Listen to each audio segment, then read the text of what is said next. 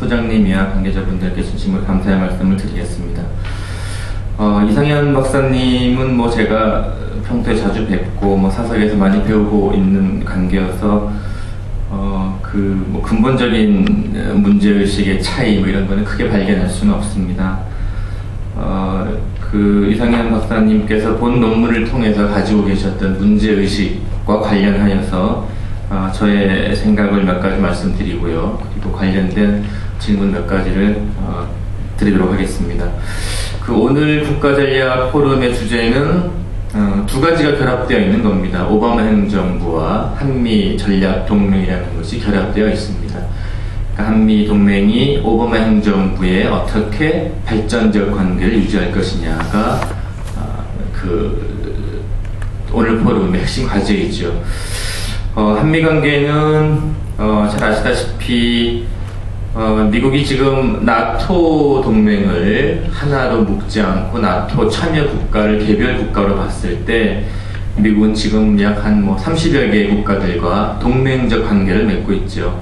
동맹이라고 하는 것은 외교 관계 중에서 굉장히 결합도가 높고 아주 구체적인 약속을 결정하고 있는 특수한 관계를 의미합니다. 미국이 맺고 있는 관계, 동맹적 관계 국가 중에서 한미동맹은 지난 40여 년 동안 50여 년 동안 돌이켜보면은 여러가지 문제점도 없지 않았습니다만은 대표적으로 성공적인 동맹으로 평가되고 있습니다.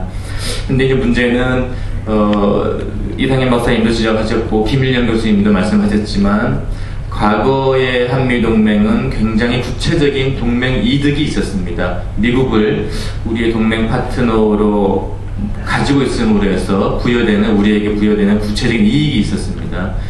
근데 이제 탈냉전기가 되고 특히 2000년 남북 정상회담 이후로 북한에 대한 위협이 상대적으로 과거에 비해서는 조금 줄어드는 것처럼 보이고요.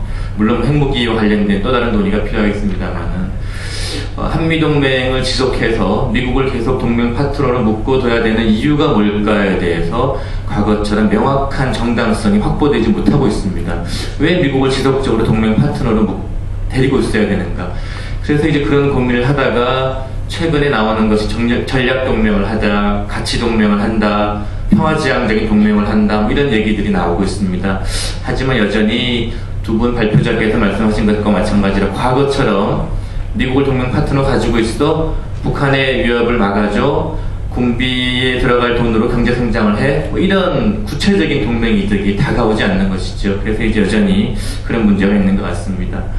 그리고 그 다음에 오늘 주제 또 하나의 축은 오바마 행정부입니다. 아시다시피 오바마 행정부는 탈냉전기 이후에 세 번째 들어서는 정부입니다. 아버지 부시가 탈냉전기에 임기를 하였지만 아버지 부시는 냉전기에 선거를 해서 당선된 대통령이고요. 탈냉전기로 보면은 클린턴, 그 다음에 부시 주니어에 의해 세 번째 대통령인데 굉장히 상대적으로 어려운 조건에서 대통령 임기를 시작하고 있습니다. 아시다시피 전대미문의 글로벌 금융위기와 또 부시 행정부가 일부 과도한 일방주의적 외교로 인해서 국제협력체제의 도덕적 기반이 붕괴하였고요. 또 아프간, 이라크 등지에서 굉장히 외교적 어려움을 겪고 있는 어려운 환경에 출발을 하였고, 또 하나 오바마 행정부의 출범은 선생님들 잘 아시다시피 최근 한 40여 년 동안의 대통령은 전부 다 남부 대통령이거나 캘리포니아 출신이었습니다. 하지만 오바마는 일리노이의 정치적 기반이 있는 사람이고 한 40-50년 만에 처음으로 남부와 캘리포니아가 아닌 출신 대통령인데, 그 얘기는 미국 국내 정치적인 지지 기반이 바뀌었습니다. 아시다시피 오바마를 선출한 지지 기반은 신세대로 알려져 있는 젊은 유권자들과 이민 유권자들이 대표적입니다. 그 사람들은 과거 대통령들에 비해서 과거 유권자들의 지지층과 비교했을 때 외교정책과 같은 이념적인 정책에 별로 관심이 없습니다. 자비라든지 자기가 가지고 있는 집이라든지 의료보험이라든지 굉장히 구체적인 사안에 관심이 있기 때문에 오바마 행정부의 향후 외교는 여러 가지 상황이 있을 수 있겠습니다만은 국내 정치적 상황 변화에 굉장히 종속적일 수밖에 없는 특징을 가지고 있습니다. 그 얘기는 북한 문제를 포함해서 한반도 문제 오바마 행정부가 외교 중심의 축을 한반도에 싣고 싶어도 그걸 정당화하기 위한 국내 정치적 동의 과정이 필요하고요. 외교 자원을 한반도 정책에 투입하기 위해서는 오바마 행정부가 또 쉽지 않은 그런 논의 과정이 필요하다는 얘기입니다.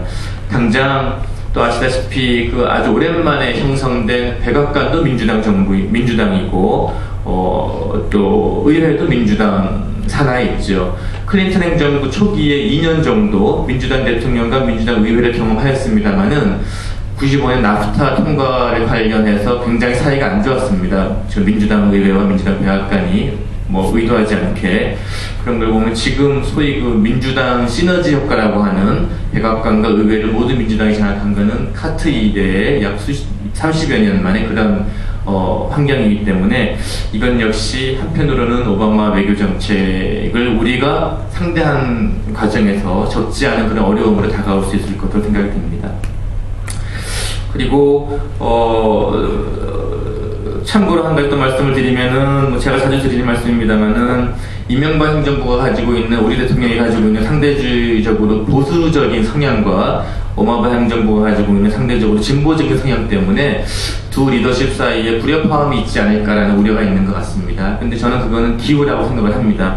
이상현 박사님이 논문에 포함시켰다시피 밝히고 계시지만 과거 YS 클린턴 혹은 DJ 정부와 부시 행정부의 불협화음은 포괄적인 의미의 국가이익의 충돌이라기보다는 리더십의 특징에서 비롯되는 충돌이라는 성향이 컸기 때문에 또 실용주의를 내걸고 있고 작년부터 한미동맹의 중요성을 워낙 강조하고 있는 현 정부의 입장을 봤을 때 우리 지금 정부 오바마 행정부의 불협화음은 그다지 크지 않을 것으로 생각이 됩니다.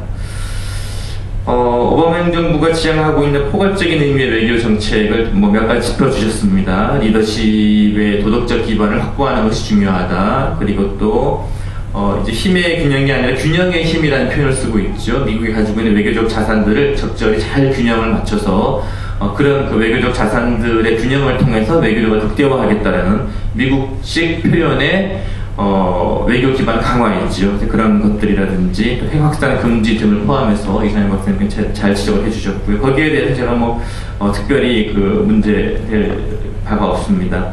한미 관계로 넘어오면은 반복되는 말씀이지만 동맹 지속에 대한 정당성의 확보 이게 중요합니다. 그러니까 이게 왜 어려운가 하면은 글로벌 차원에서 형성되고 있는 국제 안보의 특징과 담론이 있고요. 개별 지역에서 발견되는 지역 안보의 특징이 있죠. 물론 둘 사이는 결합성이 높고 상호 의존적입니다. 하지만 진영 대결이 공고하였던 냉전 기간에도 미소 대결이 가지고 있었던 글로벌 차원의 대결 양상이 있고 그것이 또 유럽이면 유럽, 동북 가면 동북아, 중동이면 중동 등지에서 어떻게 표현되고 개별 지역의 특징과 어떻게 결합하느냐의 문제는 또 다른 문제였습니다.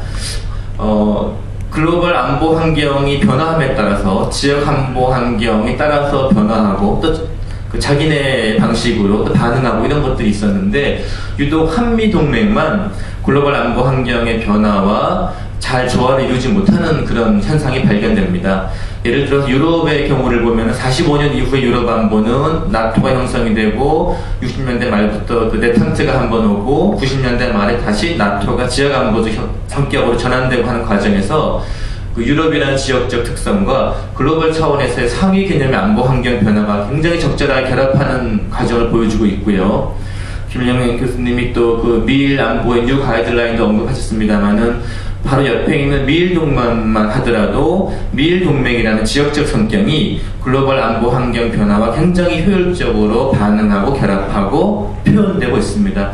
하지만 한미 안보 동맹은 그렇지 못합니다. 그러니까 53년 동맹 이후에 70년대 동아시아에 전개된 동아시아판 데텐트가 있었고 또 90년대 이후에 탈냉전 되었음에도 불구하고 글로벌 차원의 안보 환경이 한미 안보 동맹에 효율적으로 투영되지 못하고 있는 것입니다. 잘 아시는 바와 마찬가지로 물론 북한 문제 때문에 그렇습니다. 그래서 북한 문제의 효율적이고 궁극적인 해결 이전에는 여전히 그 한미 동맹의 미래 비전의 성격에 대한 고민은 저는 지속될 것이라고 봅니다.